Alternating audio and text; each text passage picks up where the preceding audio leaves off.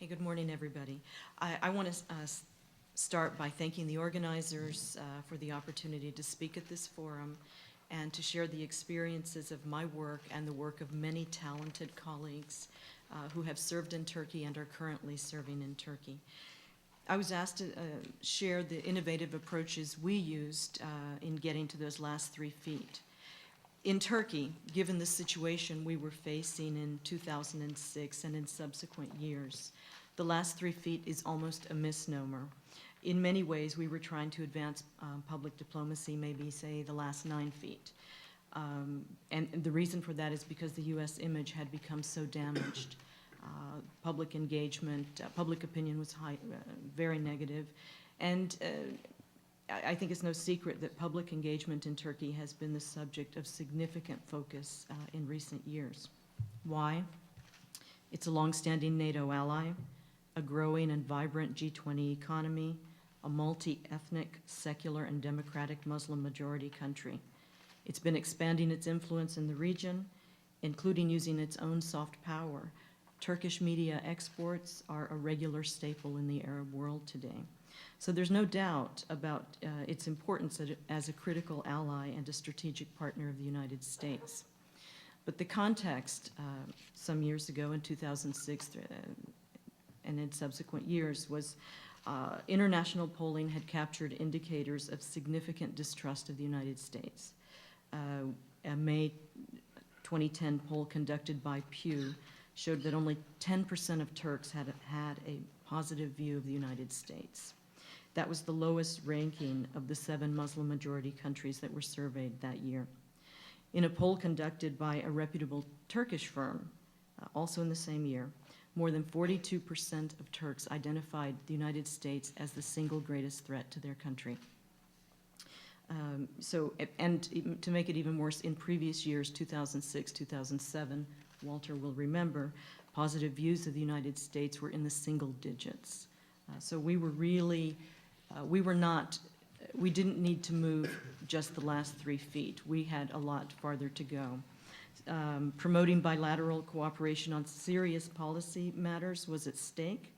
Getting there was hindered by these negative perceptions of the United States. Our PD challenge was to improve that image, but to get to those last 3 feet, we had to step back 6 feet, maybe, and reestablish a foundation of trust and broaden areas of communication with a public and a media that were measurably disinclined to do so. So how were we to reverse the negative trends in public opinion and deepen our contacts? We had to find new ways of approaching our work.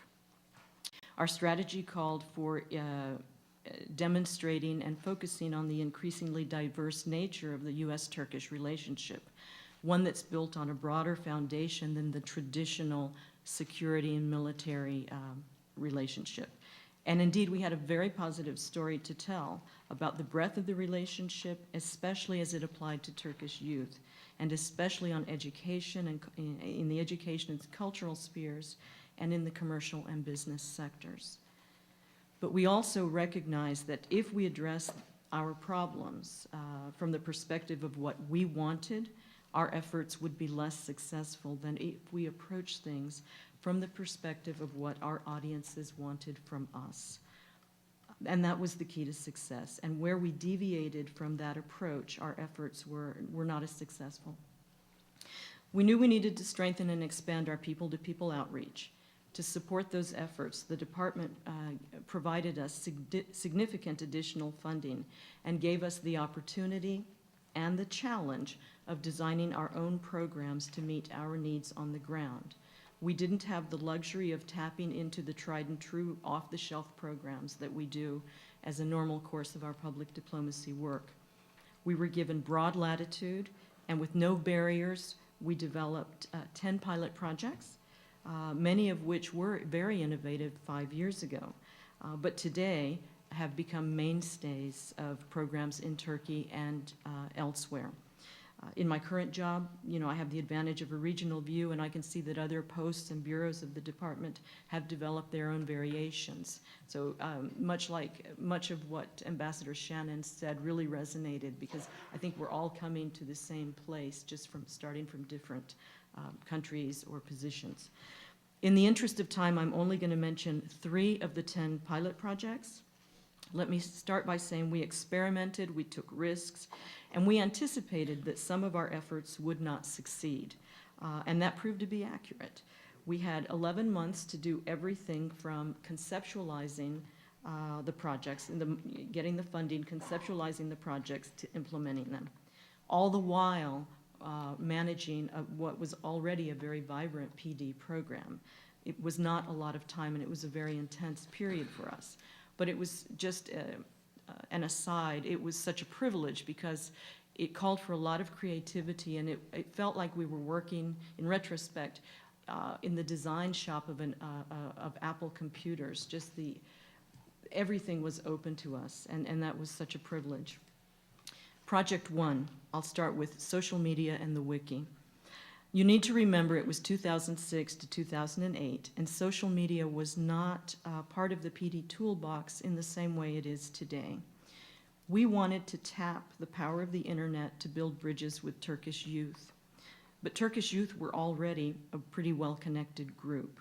Our view was that we needed a platform connecting Turkish and American young people. So we created a wiki. It was designed by a local company. And to get young Turks there and young Americans to this site, we populated it with our traditional exchange programs, information, student advising, etc., and as well as an avenue for participating in some of the pilot projects, applying for some of the programs. The students could register, and they could communicate about their programs with each other and with us using the wiki. And it was intended to be a much more diverse and large platform, but the exchanges component was a significant draw. We had really high hopes for it, but ultimately I would rank it as not a successful project. And there were a couple of reasons for that. It provided an incentive for people to go there, to the site, but not a reason for them to stay there. It wasn't organic. It was perhaps too artificial a place for communication when there were so many other spaces already available in the digital world. And I think philosophically, looking back on it, we had approached the project as a solution to one of our challenges and not as a solution to a problem of our audiences. And yes, the project worked in its narrow goal of establishing a short-term communication platform for our exchange participants. It failed in the larger goal of becoming an enduring platform for exchange between young Turks and young Americans. In my opinion, it was worth the investment. It was a pioneering effort. Not everything succeeds. We built it, they came, and then they left. So. But moving on to the more positive. The Youth Innovation and Entrepreneurship Program, what we and my colleagues and I know as YEEP. This is one of 2 flagship programs that we designed. We knew from a long history of educational exchange programs in Turkey that Turks prize opportunities to advance their education tremendously, and they see exchanges as a vehicle for that opportunity.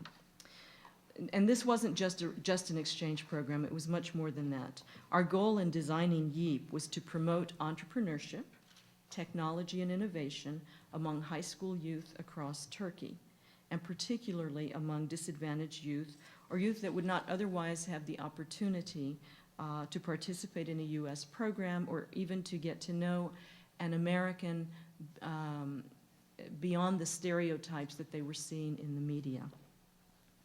In the YEEP pilot, we provided grants to 2 organizations, Junior Achievement and the Turkish Educational Association. They developed their own similar but distinct programs. And through that, we piloted the first programs in 17 high schools. The project would train teachers in the high schools, primarily public, to coach students in the fundamentals of business education and entrepreneurship. The project would also provide students with hands-on experience through the development of their own school-based companies and through financing, marketing, trading, and selling of their company's innovative products.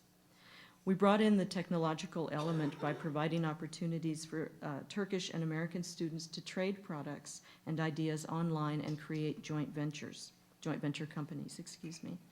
Finally, we provided the winners of the regional business fairs the opportunities to visit each other's countries and share ideas and expertise relevant to innovation and entrepreneurship. The project was fun. It was exciting for the students. It's been renewed and expanded. I think the best validation of the project is recent word from my colleagues in Turkey that the Ministry of Education plans to offer it as an elective in innovation and entrepreneurship for 9th and 10th graders in the public high schools. It worked because it provided young people with the opportunities and tools for success, exactly what Ambassador Shannon was talking about earlier. I might add, there will be a global entrepreneurship summit. President Obama hosted the first one last year. The second will be hosted by Turkey later this year, and there will be a parallel youth summit, and YEEP will be a core component of that summit. So, the third project is the Filmmakers project. Again, we were looking at, we had our challenges, but we needed to look at things and approach things from the lens of other people's challenges and what they needed from us. And Turkish youth are no different from youth everywhere. They have a voice, and they want to be heard. Our project would give them an opportunity to convey their views on an international stage about issues that they cared about. In this, our largest pilot project, we partnered with SUNY Fredonia and a Turkish film company over an 18-month period to teach filmmaking and encourage freedom of expression using themes that young people care about, universal themes: environmental protection, cultural diversity, tolerance, empowering women and girls, youth employment, democracy. We chose students in the age range 16 to 25 years of age, often from socioeconomically disadvantaged communities, and from communities that were outside the large metropolitan areas of Turkey. 72 students in all. 3 film teams were created, and 3 short films of between 5 and 19 minutes long were produced from each of the participating cities. The students got intensive training in each city from the SUNY Fredonia team, as well as the Turkish Film Company, but SUNY really was a leader in all of this. We had the advantage that the lead implementer for SUNY was a Turkish-American filmmaker, related very well. She was very youthful, could represent the United States and Turkey equally well, and that resonated so much with the kids. After the films were produced, 18 students were selected to do a brief internship working with American students at SUNY on everything from editing and sound mixing to graphic design. In the final phase of the project, the films were screened in Turkey and in the US, Washington, Ankara, Istanbul, among those cities. Those films have now won over 100 awards internationally. It's just amazing, the response. And the products were beautiful. In terms of results, there's the obvious film product, the obvious that people were given an opportunity to develop a tool, something that they could perhaps take on. Less obvious were, these were very moving, inspiring works.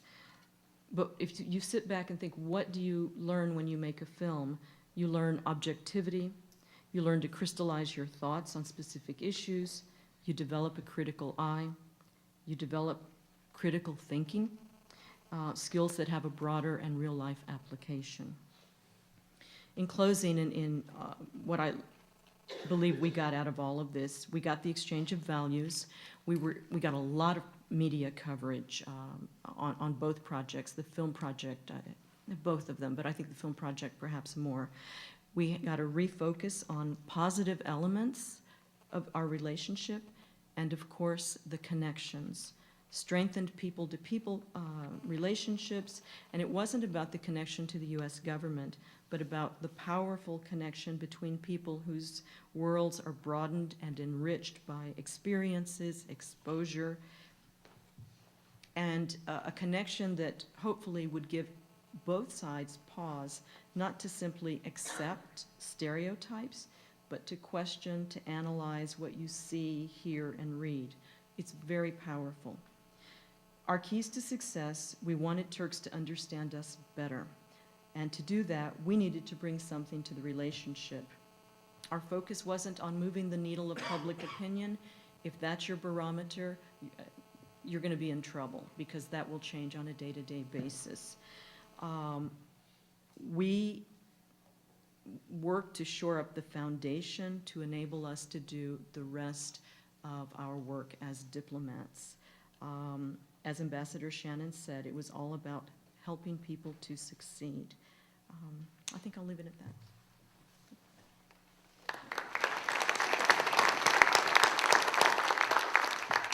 Thanks. Aaron? Great. Thanks very much. I want to echo my colleague's sentiment in thanking the organizers and all of you for being here today. When we have an opportunity to get people who care very deeply about public diplomacy together, it is always a really, really great opportunity. So thanks very much. It's an honor and a pleasure to be here today. What I want to talk about is our social media engagement in the context of working in Iraq.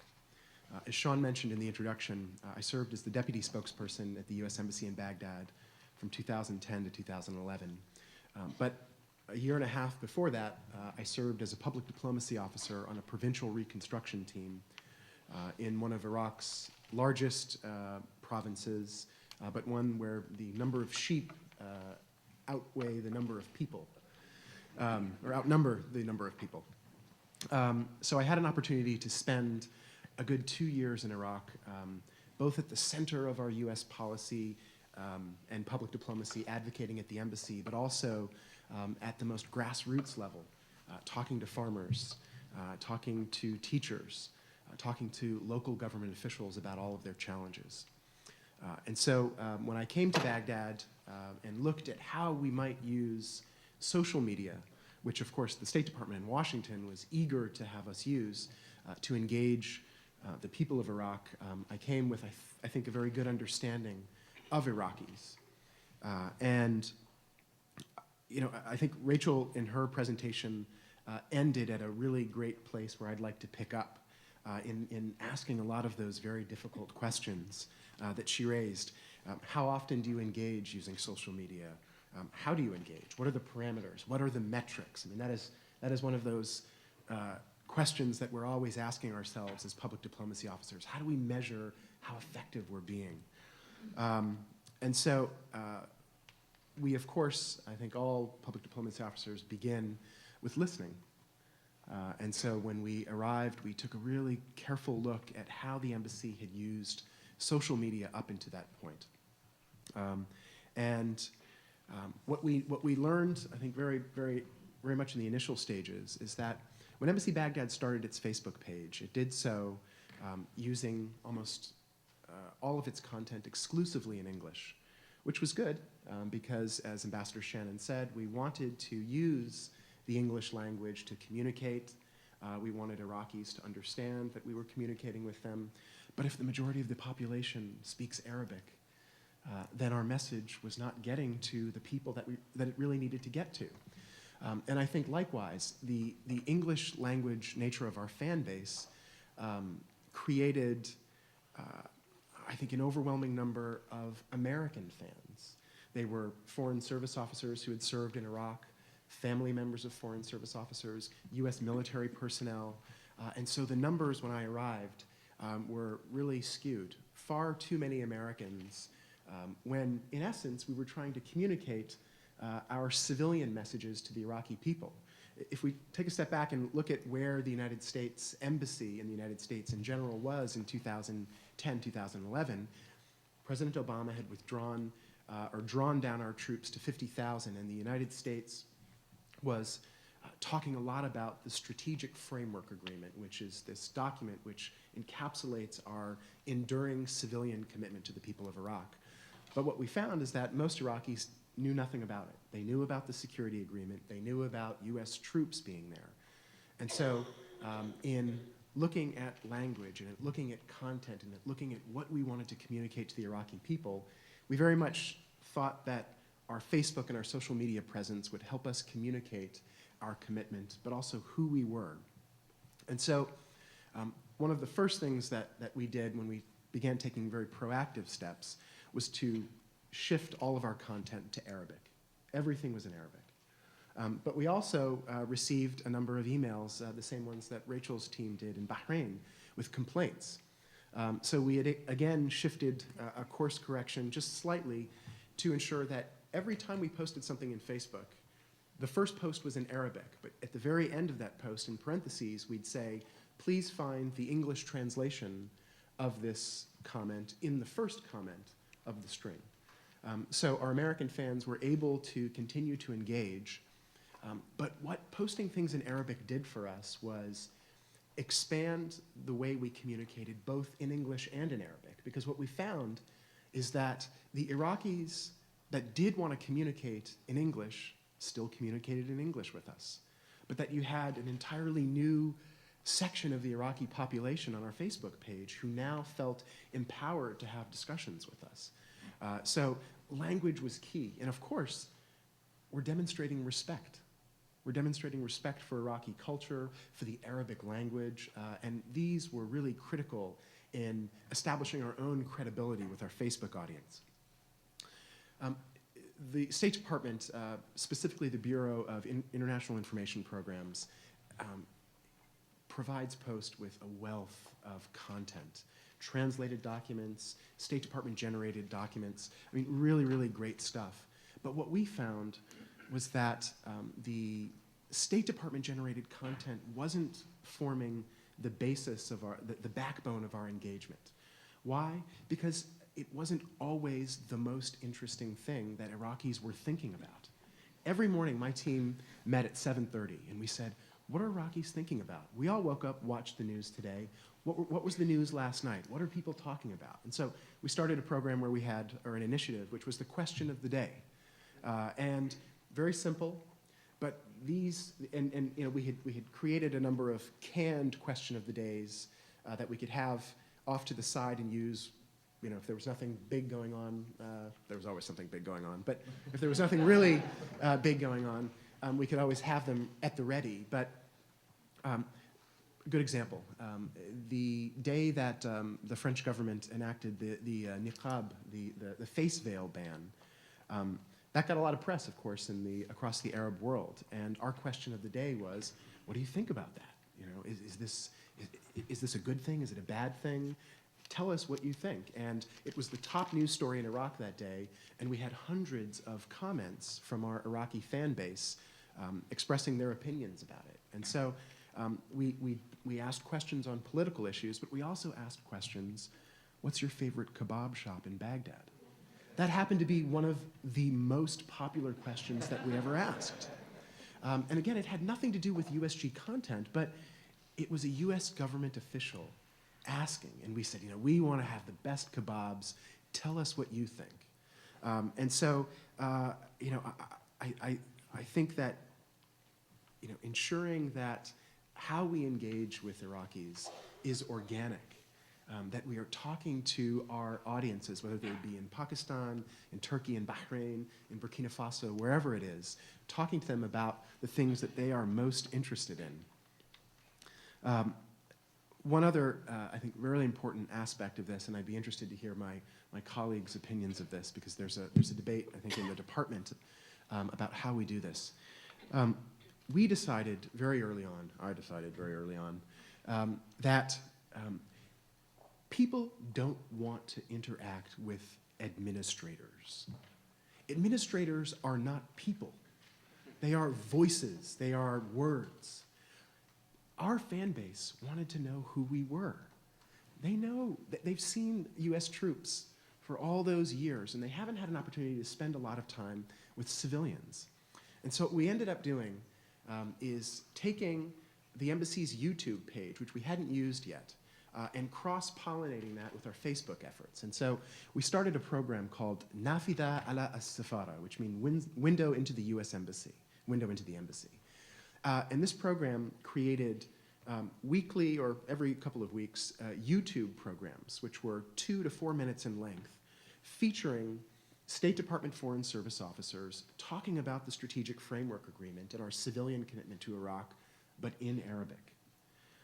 And so what ended up happening was, when we would comment on our Facebook page and on our Facebook team, we'd sign our names and then say Facebook team. And people would get used to talking to us. And that created, I think, greater bonds of communication with our Facebook community. And people, again, felt like they were talking to real people. One of the other things that I think social media offered us when we were in Iraq was not only the opportunity to interact organically, but to speak in less formal ways. I feel like I'm sometimes on a mission to reorient us in the Bureau of Near Eastern Affairs to think more about how we say things. As the person who runs the press office, we spend a large period of time thinking about what we're going to say and finding the exact right words and making sure everything is right in the message. But we often don't spend as much time thinking about how we communicate that message. And if we're not communicating the message correctly, then it almost doesn't matter all of those hours that we've put into which words we'll use. And so, we spent a lot of time giving this great consideration in Iraq, and there were times where the State Department or the embassy would condemn a bombing that took place in Baghdad that day or somewhere else in Iraq. And that condemnation was, of course, very important. It was the thing that reached the news. The U.S. condemns this. But oftentimes we would follow that up with a far more emotional or empathic message on Facebook from our Facebook team, saying things that maybe didn't make it into the very formal statement, that we have Iraqi friends and we've lost Iraqi friends, and that we know how difficult this is for people. And I think, again, communicating these things, how we communicate them, really helps us bridge what I think sometimes feels like the last 3 miles. I think our panel has gone from 3 feet to 9 feet to maybe 3 miles, and now that we're going on to Pakistan, I don't know how long the distance will be there. But I think I've used up my 10 minutes. I look forward to talking more about this in the question and answer period. But again, thanks very much for having me.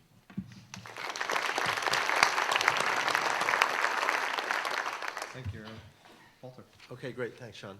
Once again, thank you. It's wonderful to be here. Thank you for organizing this. And it's wonderful to see all these public diplomacy enthusiasts out there. I have to say, coming out of Pakistan, I was working in NEA before that. It's really nice to be an event that's not called strategic communications, that way overused and misunderstood term.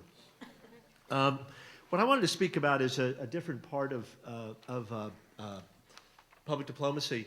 Judith McHale, I had the good fortune to work with her, and she used to use these 4 words. There's no good acronym, but it's understand, engage, inform, influence, which would be UEI or something, but it doesn't really flow that way. But of those 4 things, those 4 things we're trying to do, I want to look at the first one, to understand. I think engage and inform is where we as public diplomacy people tend to put a lot of our concentration, and influence is something we hope for. We can't direct necessarily as well as some of the other things. But I think it's the understand part that has to be looked at. And coming out of Pakistan, I just left a few weeks ago, this was, I think, a key challenge for us. One of the biggest challenges is that they have English language media there, and as a former British colony, there's a certain amount of English that's spoken in Pakistan.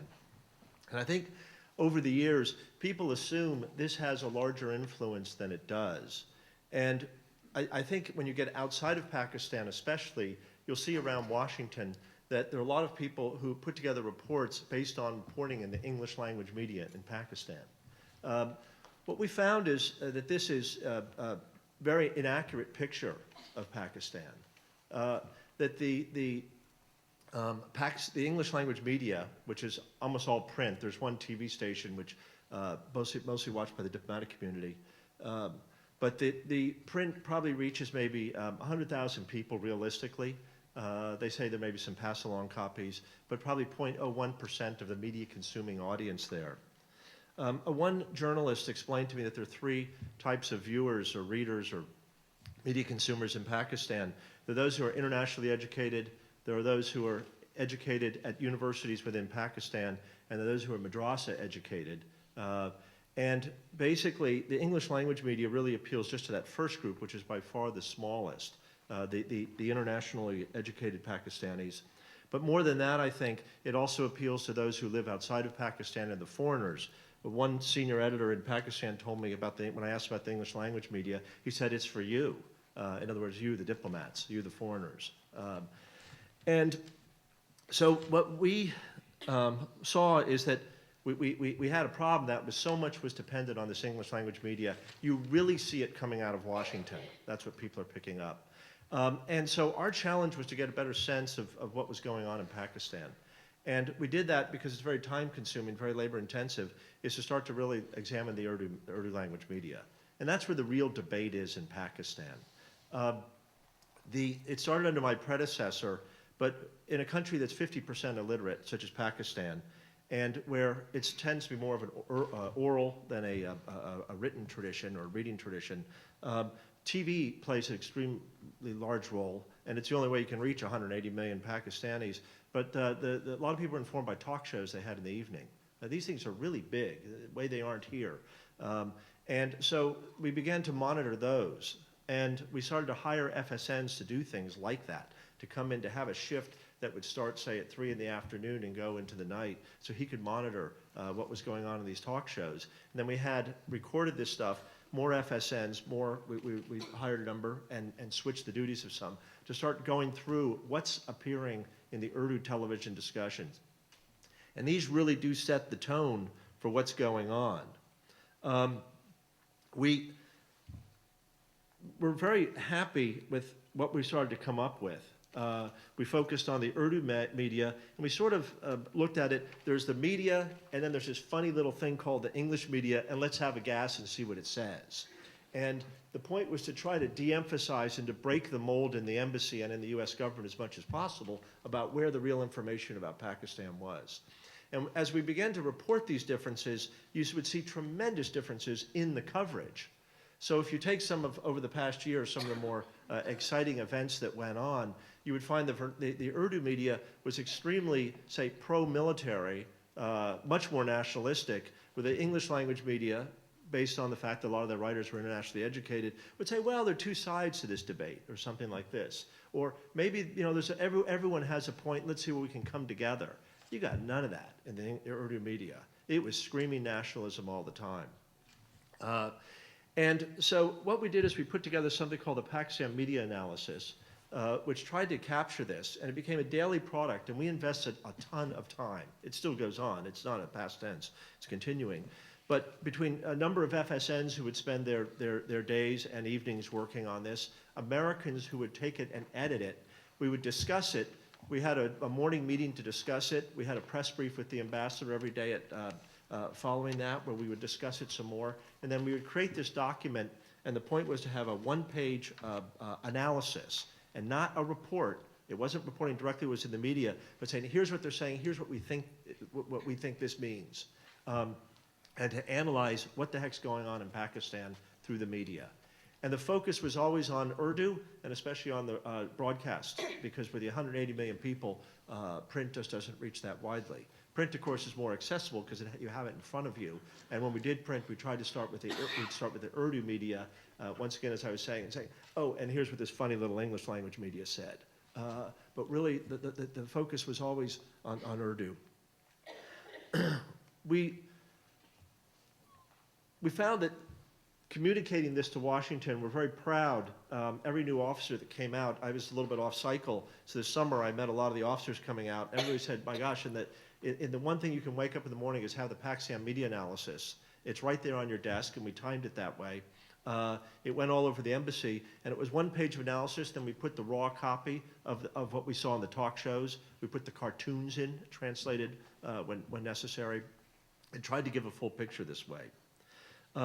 Anyway, I think what we were really doing then is trying to increase the understanding of what the heck's going on in Pakistan. And we were very, very happy that both from the comments we got in Washington and from those around the embassy, that our PD section was giving a product that was widely sought after. People on the Hill liked it. I know we had a lot of the senators came out who were very interested in Pakistan. They would see this and their staffs were able to then get on our subscription list for it. And we're very happy with this. And we hope in that way informing the debate so we can do our public diplomacy that much better by understanding what's going on here. We looked at, I know there's an emphasis on social media here. In Pakistan, it's very nascent. It was developing, and we tried to look into, is this a place that we're not at?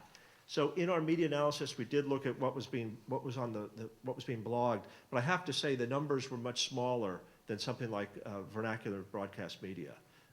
We did host a bloggers conference, and one thing the U.S. government I think can do is be a convener, especially. That was wildly successful, and we were all surprised that there was more activity out there than we thought. And I think the Pakistanis who were there thought the same thing.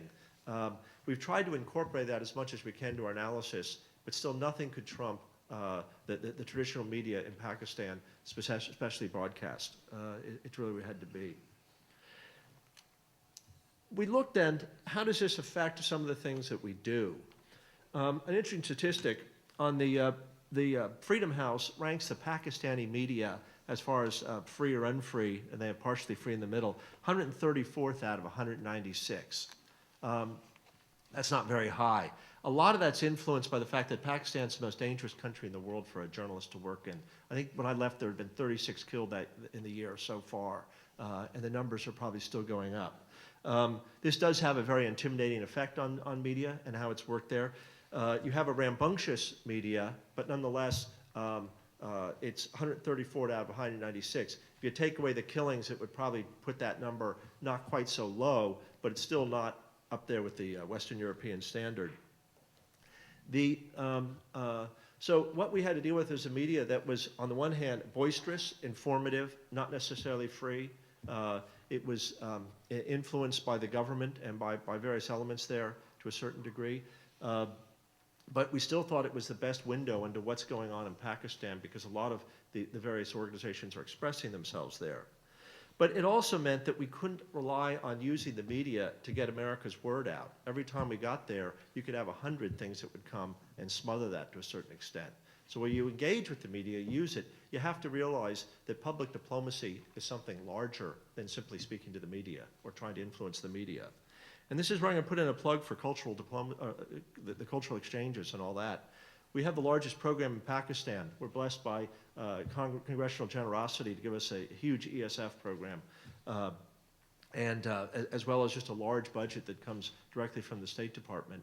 And so we put a lot of that into the exchanges. And it's the one thing that almost everybody would say. We had one of our deputy secretaries was out, and he was just blown away by what exchanges did. Everywhere you went, when you met these Pakistanis who'd been off in the United States, and you saw how it changed them, and they would say, yes, I'm out there advocating for the United States all the time. I love Pakistan, this is my country, and people accuse me for, of being, oh, you're a lackey of the United States. I say, no, we're not. I'm just trying to explain what I saw in the United States. So we found that the cultural programming had a tremendous impact. Because of the danger, it had been de-emphasized, but just this fall we were bringing back all the musical performances and all those other things that go with it. But in a country that's got such a difficult media environment, we felt that it's really important to put a lot of resources behind this, and we think it's having a very good impact. I should also say, then finally, just to wrap up, what you do with the media that is 134th out of 196 is you've got to realize you can't simply speak policy. We have a huge civilian assistance program in Pakistan, and highlighting a lot of what those things are is a way we felt that you could break through without any interference from somebody else. So for example, when AID is supporting mango farmers, and Pakistan is a huge mango exporter, we thought that was a program worth getting on. And so the ambassador would go out, do something with that, and that would be highlighted. And so wherever possible, we sort of took an indirect approach to try to have some inroads into a media environment that was pretty difficult. And it was interesting in the comments, those are usually the comments we got back from people. You speak to them, oh, I saw you guys doing this on mangoes, whatever it is, that these could be effective. So at any rate, I'll just stop there. I know we're short on time, but I did want to emphasize the importance of understanding what your environment is before you go and do these programs. And in Pakistan, we had a unique challenge because of the importance, we think too much importance has been given to the English language media. The importance to shift that over to Urdu, which is where the real debate is carried on in Pakistan. Thank you. Thank you very much.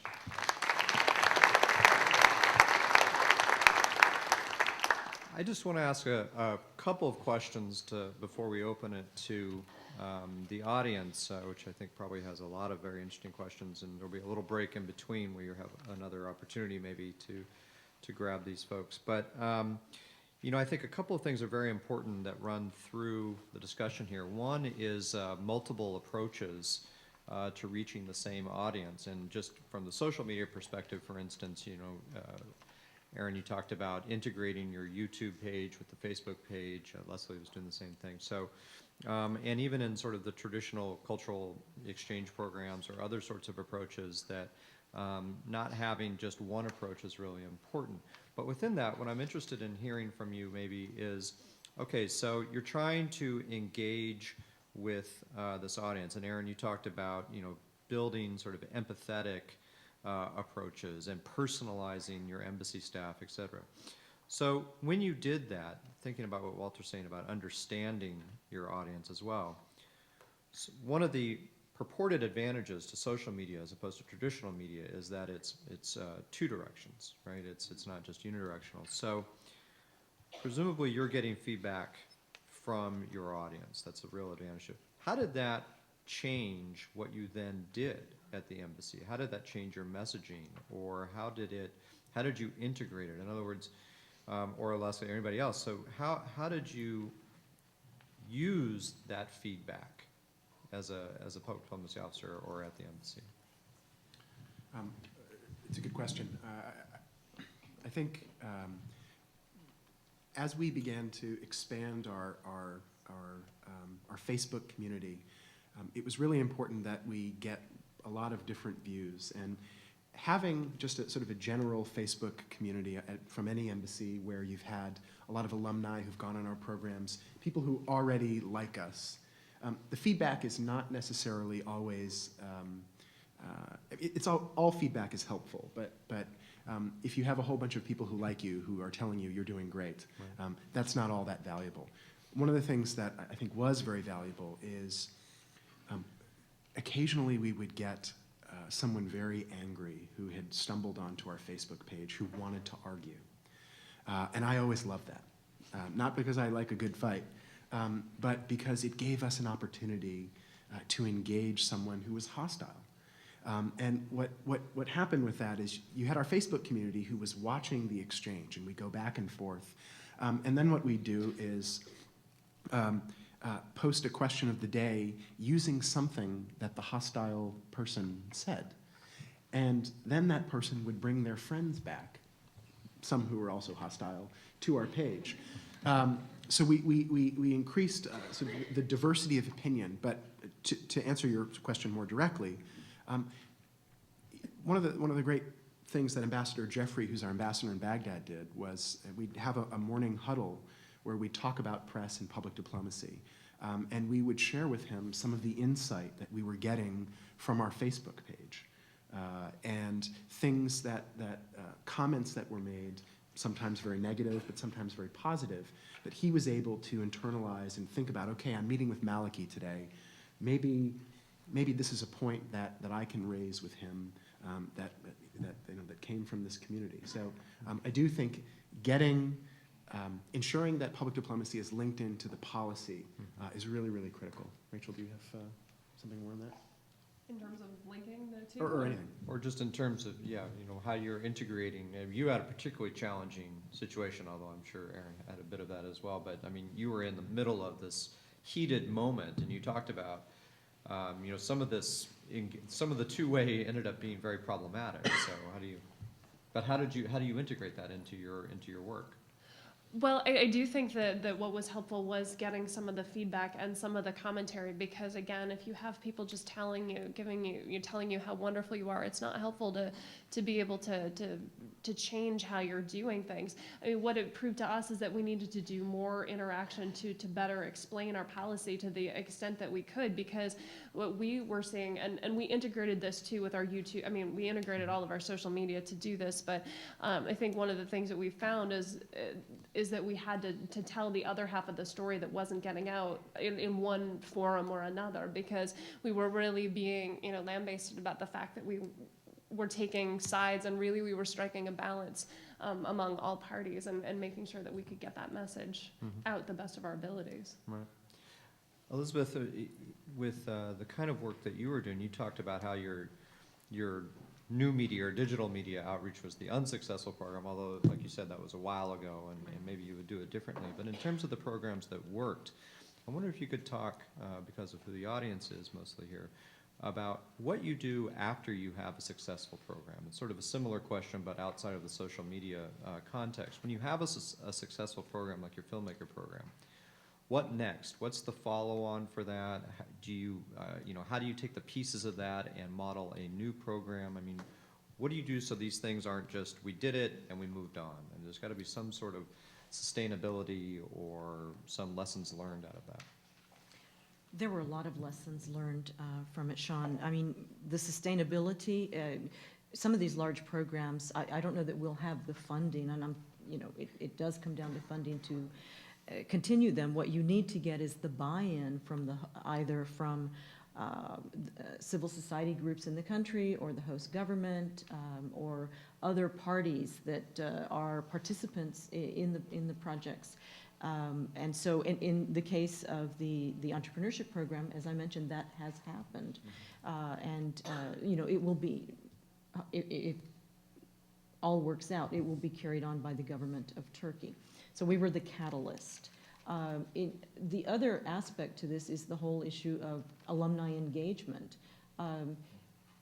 It's critically important, and we need to tap that. We need to nurture that relationship, and I think it's a challenge for a lot of hosts.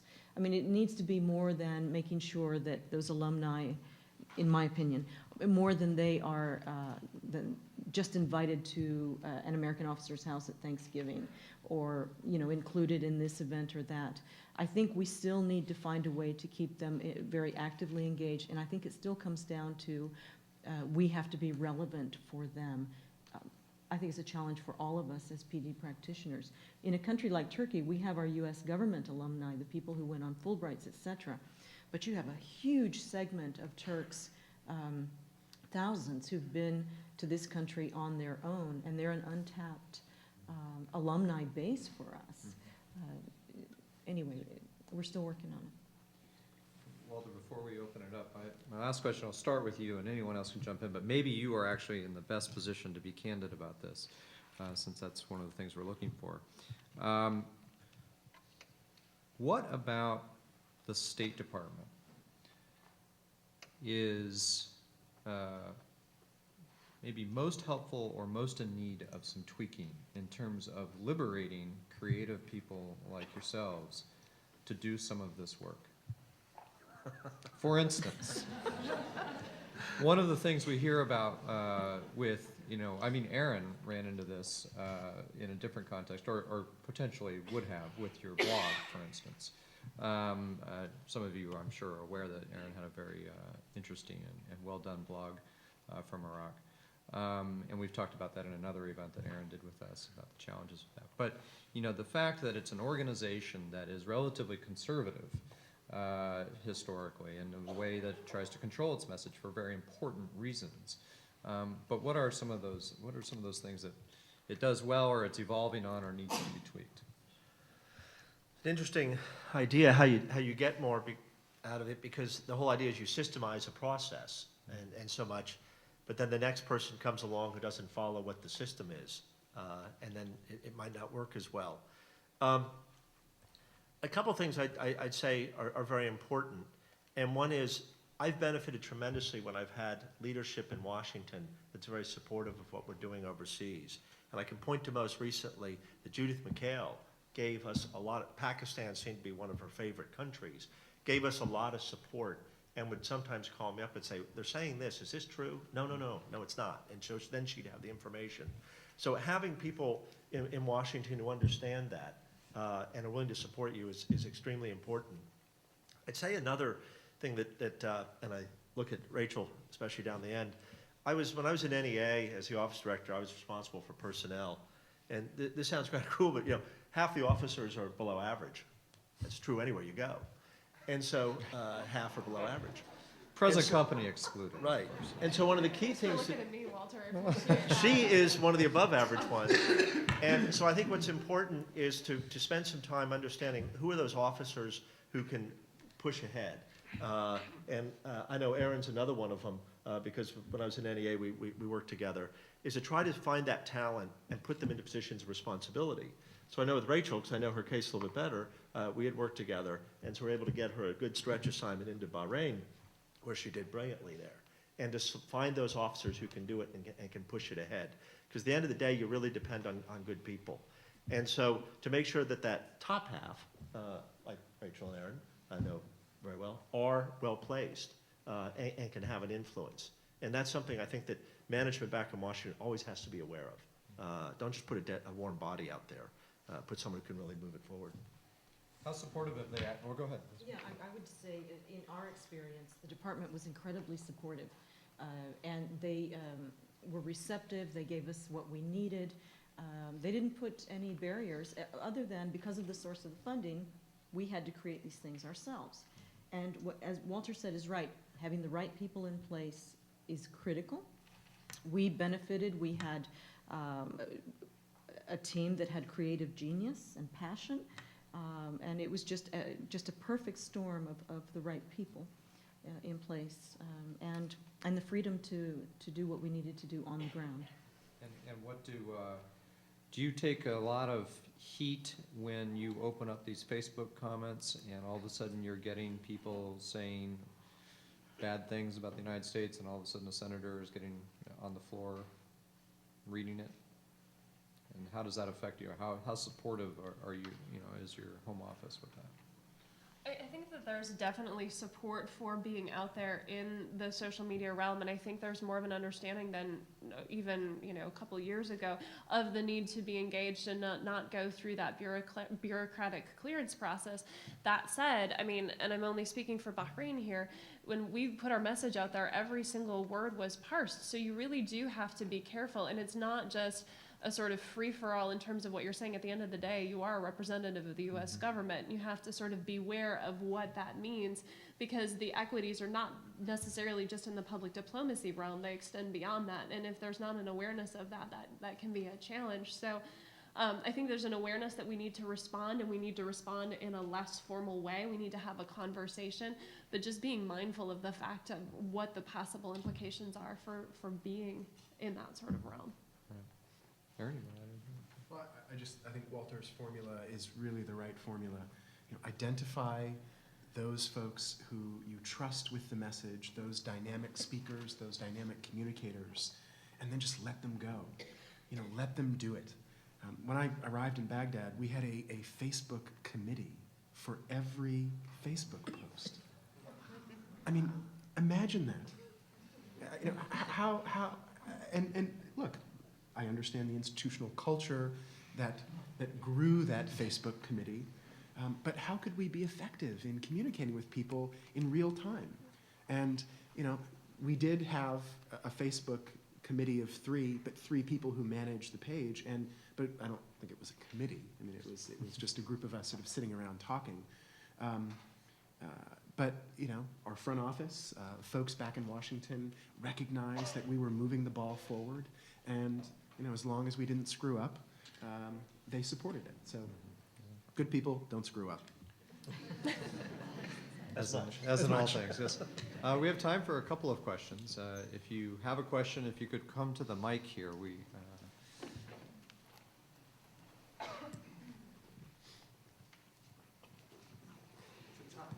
Okay. Fight it Well, out. mine's quick. I'm just going to be Rachel, you mentioned earlier about the difficulty with identifying and then addressing false information. I'd just like you to elaborate on how you identified it and what you did to address it. Thank you. Thank you, John. Oh, that's an excellent question. In terms of identifying it, I mean, oftentimes the false reporting required us to call contacts and to sort of be on the ground talking to people to say, hey, is this true? Did you hear this? Talking to our local staff, the Bahrainis that worked for me, and say, hey, can you reach out to people that you know? Is this correct? Is this not correct? To try to get a better sense of things. And often you found that stories were conflated, and what originally happened wasn't nearly as dramatic as what was on the social media. And then communicating that to Washington, because I think that a lot of times Washington is, if there's a region that's a particular focus, the PD folks back here are also monitoring social media and sort of aware of what's going on. And so just being able to walk back some of those stories and letting people know, or then clarifying things. I didn't address it in my presentation, but there are a lot of wild conspiracy theories that evolved. The conspiracy theories aren't necessarily a new thing, but the ones that we were facing was that we had some sort of agreement with Iran, the Shia protesters, and terrorists to set up a Shia theocracy in Bahrain. So walking that back and letting people know what our intentions are in Bahrain, I think was particularly important, and just reiterating that message over and over and over again.